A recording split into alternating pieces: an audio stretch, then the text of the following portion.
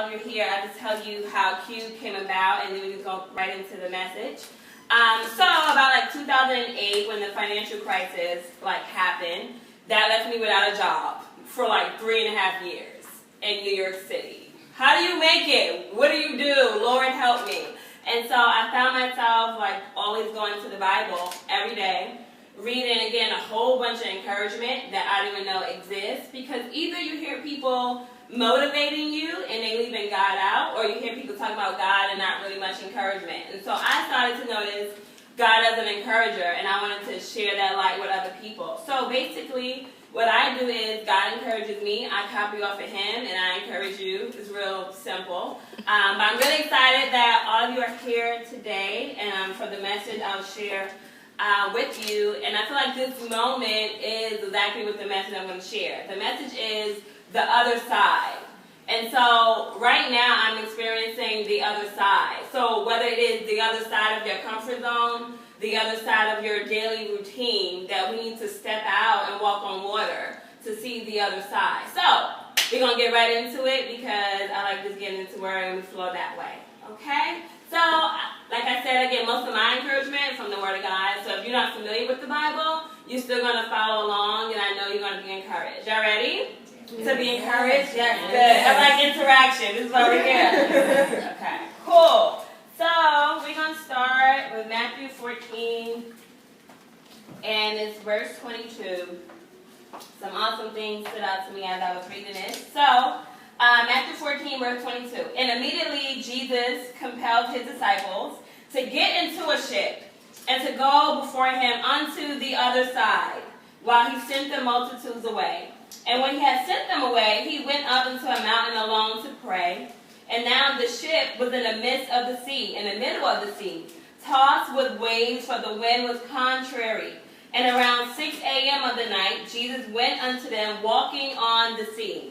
And when the disciples saw him walking on the sea, they were troubled, saying, It is a spirit, and they cried out for fear.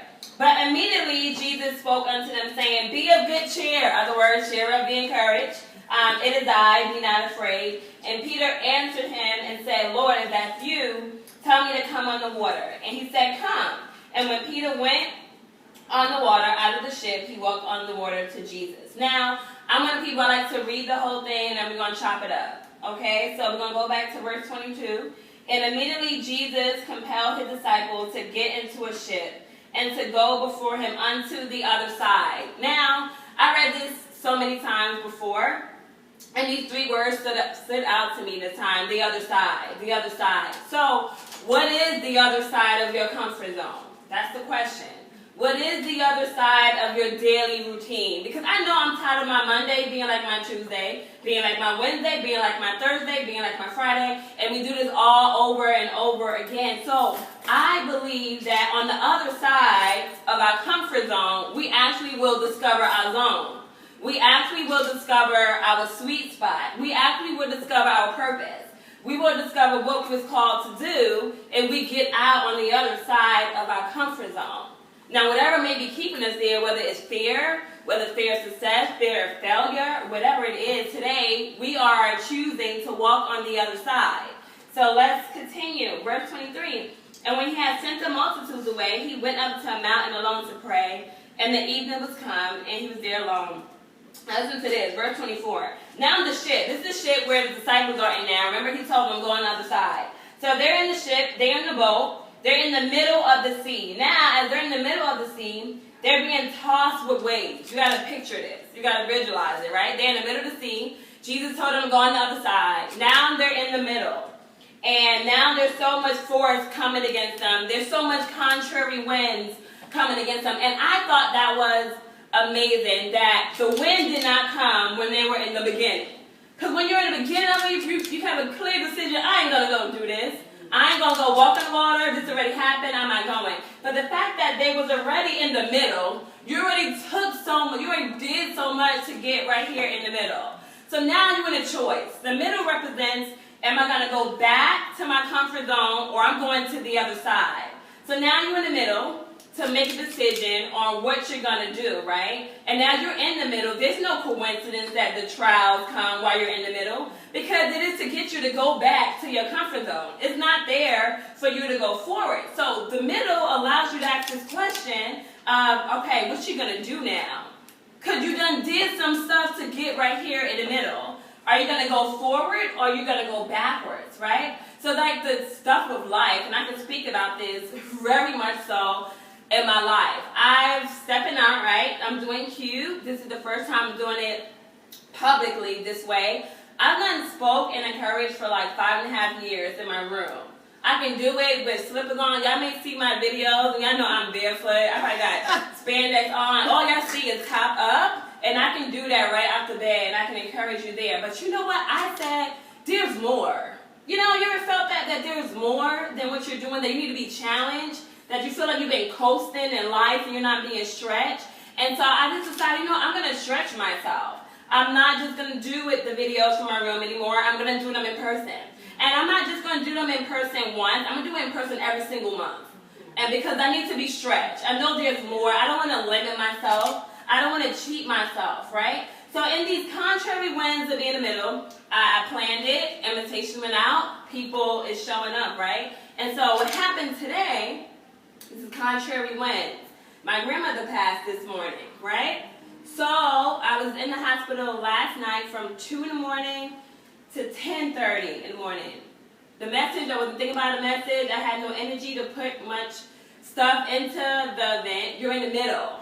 Whether should I just let people know that it's not going to happen, or am I going to choose to go on the other side, right? And so last night I was kind of chill. I didn't do much. I got in the Word maybe for like an hour to get what I needed to get for this message. And this morning, about 10:01 a.m., she passed. And 10:01 she passed. I still have to get chairs, and I still have to go and minister to people, because there's accountability now. If I was doing video before, nobody had to check me to do a video. If I didn't want to do a video, I just want to do a video. But I wanted to stretch myself outside of my comfort zone, that I have accountability to people. That there's people there that you need to encourage. There's people there that need to be, stuff happens. And because I have a revelation of this, knowing that I'm stepping over on the other side, and I'm going to encourage people today to step over on the other side. And yes, that's happened. I know my grandmother's here, and she's such a fighter that I knew, like, oh yeah, absolutely. Like, I'll get a text message like, oh, is Q still going to happen, from my friend, you know, because of what happened. I'm like, yeah, I'll see you at 2. And it's one of those things that I learned from here, that it's in the middle of whether I'm going to go back to just coasting, doing what I normally do, or I'm going to step out there and choose to walk on water. So this moment right here is me walking on water and going against the contrary wind. So I don't know what contrary winds are happening in your life right now as you're choosing to go on the other side. But I want you to know, don't be surprised by it when it happens. For me, I'm a different kind of breed, because when certain stuff happens, it kind of proves to me more that it's what I'm supposed to be doing. So it kind of stirred me up a bit, like, oh, like I was like, you know, speaking to my grandmother, speaking to her body, speaking to my grandmother, everything. And I'm like, yeah, I'm going to preach my butt off today. Like, you just get stirred up. You got to use the good. You got to use the bad. You got to use it all as motivation to push you to the other side and not remain stagnant.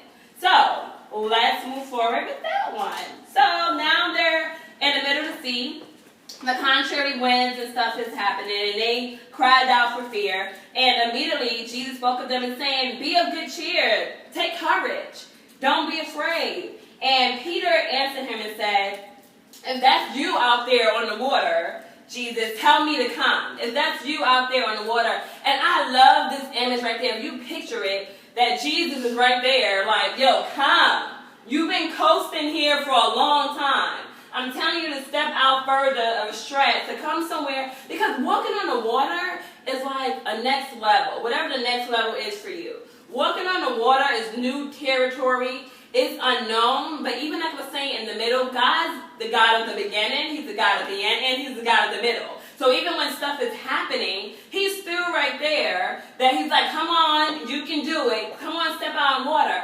And so what I love too, that He spoke to all of them. All the disciples was up in the boat, okay? He spoke to all of them, that He's right there walking the water. Peter was the only one that was like, okay, if that's you, tell me to come. And I love Peter for that. Why? Because majority of the people in this world is chilling up in the doggone boat, doing the same thing all the time. And Peter's like, now I ain't going to just witness you, Jesus, walking on the water. I want to walk on the water too. I ain't just witnessing everybody else creating businesses and starting it, and I'm just watching you from the sideline. No. Peter's like, no, I'm going to get involved. I'm going to get engaged, and that's walking on the water. Walking on the water is coming engaged, coming interactive with your purpose, with your gift. That's walking on the water. And this is a beautiful thing that starts to happen when you start walking on the water. And I was just telling my coworker back there that sometimes we wait on the side. I'm going to get to that shortly after. Oh, I'm not going to step out because I don't have the money. I'm not going to step out because I don't know this information. I'm not going to step out. All of that, at the end of the day, is a lot of excuses of why we're not going to step out. But once you actually move, provision actually starts coming. You don't need no provision if you ain't moving, because all you're doing is saying how it's not going to happen. But once you take a step to start flowing in that water, start going in there, stuff starts happening. So I decided, I think it was my friend told me about Breather. This is a breather space. I got Breather, I had the money for it, you book it. You got the money for it that day. Don't worry about, can I pay this next week? I'm one of them people that I live for today. So if you have the money today, pay it today. Keep on moving. God worry about tomorrow. You know, everything that type of way. And so now that happened. And then my husband works at a company. I wanted donations for gift bags, right? And so I'm like, oh, just ask if we can have like something, like one item or something like that. And he's like, no, I'm going to ask for like 5 items and 30 different pieces, so 150 gifts. Whoa! You know, like, no, they don't need all that. They just need like one gift to say thank you. But this is what happens when you start walking out in the water, that his boss gave 150 gifts for free. Wow. You never think that stuff because you're staying sideline coasting. But then, like God was showing me, as you start walking on the water, like movers attract movers. Okay? So somebody who owns the business can freely give you something because they see you walking on the water too. Movers attract movers. Shakers attract shakers. And talkers attract talkers. And you don't want to be just a talker of saying everything of what you're going to do and your feet ain't going nowhere. That we choosing today to step out to walk on the water. To step out and go on the other side, because for me, I had to see what's on the other side. Like, I had to see it for myself. I had to see what's over there. I had to see people's faces. I had to see how they react. It's one thing to do it on a video, and you could be in the confines of your room chilling, but I need interaction with people. I need to see somebody's face that was frowned and just got happy in the moment. That something is thinking, something is triggering in your mind. Like, I feel like that's ministry. That can actually go like this to you. That I can actually touch you and see your eyes and see what's going on, even in your own gestures, you know, and not something that's so distant just by the internet. So, I closed the Bible, but we're going to go back to Matthew 14. So he walked on the water unto Jesus. So I want to go to this real quick because this is really good. John 5. Now, this guy trips me out all the time, but a lot of us is like this guy. John 5 and it's verse 2. So now there is at Jerusalem by the sheep a pool and Bethesda, and there laid a lot of people that were sick at this pool, right? So a lot of people were sick, and at the time, during this time, when there was when God would come over the water, like it would be a stirring, the water would be moving, a lot of people would jump in the water at that time and get healed. So it was a large crowd of people just surrounding the pool. And anytime the water would start stirring, the people that were sick would jump in there, and they knew that they would be healed. So an angel will come down at a certain season into the pool and start stirring the water. And whosoever first jumped in the water, whoever was getting in the water at that time, they would be made whole. And so there was a certain man that was there who was sick for 38 years, right? 38 years this man was sick. And when Jesus saw him lying there, he knew that, how long was this man there for? What was the situation that he's there for 38 years when the healing is right there in the water? Here we go again with the water, the symbolic of the water. And so he asked him, do you want to be made whole? Because are you serious about what you're doing? Because you've been here for a long time. You've been talking about this dream for a long time. You've been talking about this business for a long time, but nobody saw no movement. Nobody's seen anything. And so with this guy, the impotent man answered, "Sir, I have no man to put me in the water." Every time he says, "But while I'm coming, another step down before me." So basically he's saying, this is amazing to me, this story. So he could not go into the water because he was relying on somebody to put him in the water. That's a lot of stuff that happens right now. You ain't start that business because you're waiting for a handout from somebody else. You waiting for somebody to acknowledge you. You waiting for somebody to say how great you are, how your gift is. And you know what I'm not waiting for anyone to acknowledge me. Sorry, I'm not. I'm just not. You're going to go ahead and create your own opportunities. You don't need handouts from anybody when the hand of God is on your life itself. And so this man is just chilling, coasting for 38 years on the sidelines. His provision was in the water. Healing was in the water. Healing was in the contact with him going out there. But each time, somebody else jumped in front of me. Nobody put me in. But nobody put nobody else in either. Why you feel like somebody should put you on, hook you up? Why you feel that way? Why you can't start where you are and make some kind of step, make some kind of progress to get to the water? So sometimes we read these things in the Bible and we're like, oh my God, he's so crazy. He's there for 38 years, but how long have you been in your situation? And time's still ticking. How long have you been there that you're just waiting for people to give you some type of acknowledgement, to tell you that you're good, to tell you that you're great, to tell you that you're successful? That everything you put your hand to is going to prosper, is successful. But you know what? You got to put your hand to something. Like if you say everything you put your hands to do will prosper, what are you putting your hands to? What are you stepping out in the water on? So basically today is that message loud and clear of the other side. The other side. Are you going to go to the other side today? The other side of your comfort zone. You know the dreams God gave you. You know the desire. You know the vision. You don't got to know every single detail. I'm just telling y'all right now, my cube, my little baby cube, he's so cute. My cube isn't even trademarked yet, okay? Do you think I'm going to wait for it to get trademarked before I say I can have an event? You got to start moving. There's this stuff that happens when you just start moving. That things just start to line up and flow. Once you start, whatever that first step is, I encourage y'all to take that step. Take that step to the other side. Don't get stuck in the middle.